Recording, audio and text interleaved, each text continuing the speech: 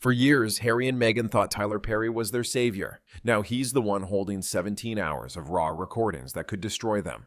And the first leaks are already causing chaos. Blake Lively just snapped, right in front of the industry that's been quietly pulling away from her for months. This wasn't a simple bad day or a rough press moment. This was a full-scale public unraveling after Justin Baldoni scored his latest legal and professional victory. Eyewitnesses say she stormed out of a closed-door meeting in New York, slamming her phone on the table so hard it shattered. The reason?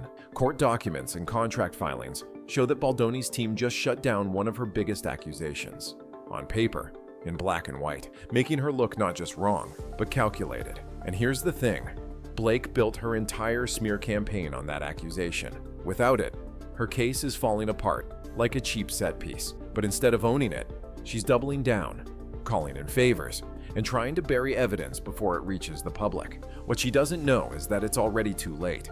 The paper trail is airtight, and every attempt to spin it is only making her look more desperate. Within days of her outburst, the ripple effect hit Blake Lively's career like a wrecking ball. Multiple brand partners have already confirmed they're reassessing their contracts, a polite way of saying they don't want her name anywhere near their products. 2 fashion houses quietly pulled her from upcoming campaigns, replacing her with fresh faces who come without legal baggage.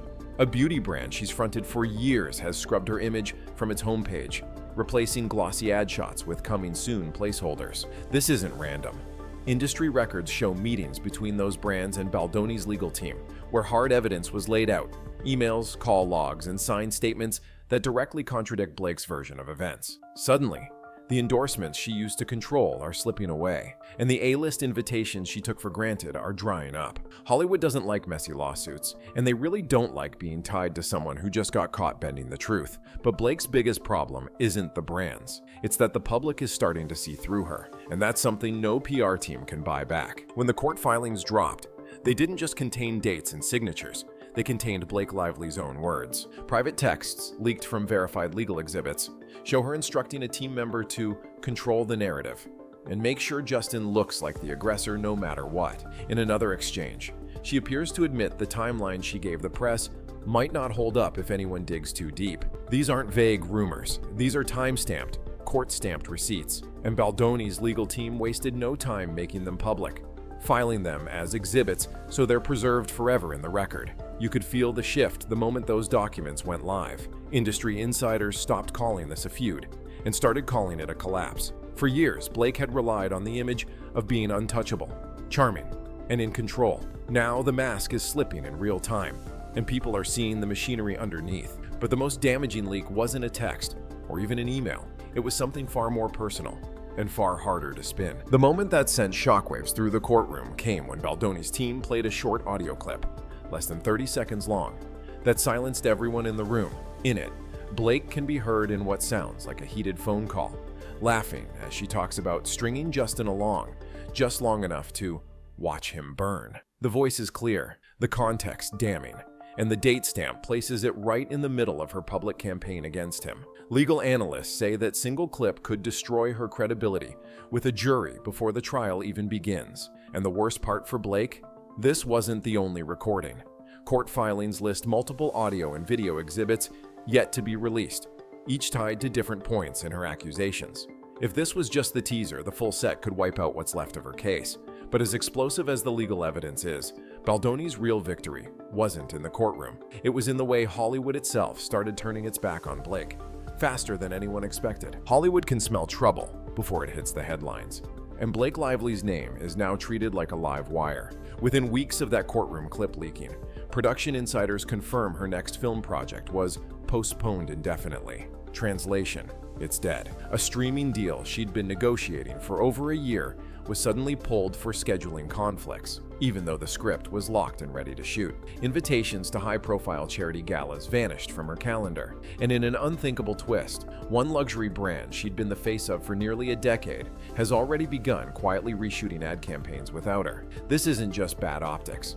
It's career isolation, the kind that can take years to recover from, if recovery is even possible. Baldoni, meanwhile, is gaining new opportunities from the same industry that's slamming doors on her. The power dynamic has flipped completely, but the next move in this feud wouldn't come from a studio or a sponsor. It would come from someone Blake never expected: to turn against her. The blow that rattled Blake the most didn't come from a lawyer or a headline. It came from inside her own circle. A longtime associate, someone she's worked with on multiple campaigns, stepped forward with a sworn statement that backs up Baldoni's version of events. This wasn't some vague character testimony.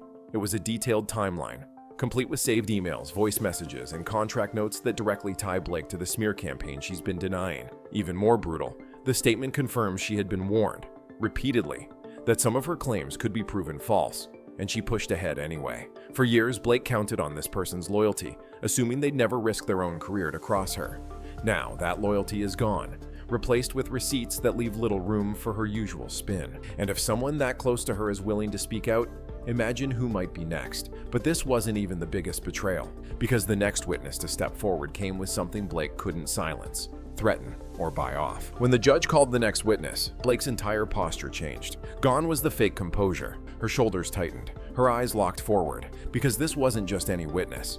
It was a former legal advisor who had worked directly on her contracts during the very period she's been lying about. Bound by court order and with immunity secured, this witness had nothing to lose and everything to say. Their testimony didn't just poke holes in Blake's story. It ripped the foundation right out from under it. They confirmed that key documents had been altered after signing, and that those alterations all pointed to framing Baldoni as the aggressor. Worse still, they explained exactly how those changes were made and who authorized them.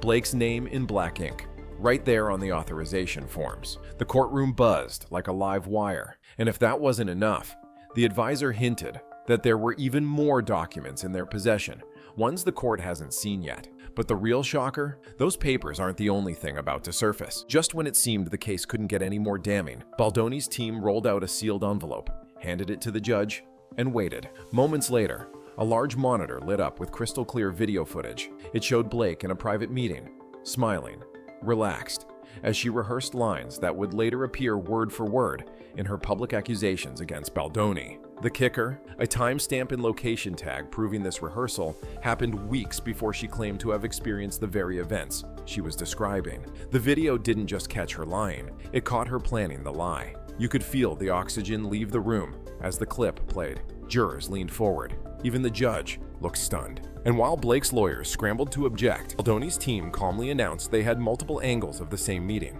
plus audio that hasn't been made public yet. But the footage was only part of the trap, because what Baldoni's team revealed next could ruin more than just her case. The evidence didn't just tear through Blake's legal defense, it detonated her public image. Within hours of the footage leaking, major entertainment sites ran headlines questioning her credibility. Hashtags calling her out began trending, and clips of the courtroom video racked up millions of views in a single afternoon. Endorsement deals that hadn't yet been canceled were suddenly under review, and PR consultants who once fought to represent her are quietly declining her calls. Even fan accounts that used to defend her at all costs have gone silent. It's not just that people think she lied, it's that now they've seen the receipts with their own eyes. The illusion she spent years crafting is collapsing in real time, and every attempt to push back is making her look more desperate. But while the public backlash was brutal, Baldoni's next move wasn't about public opinion. It was about making sure Blake could never pull this stunt again, and the way he did it was nothing short of devastating. Baldoni didn't just want to win.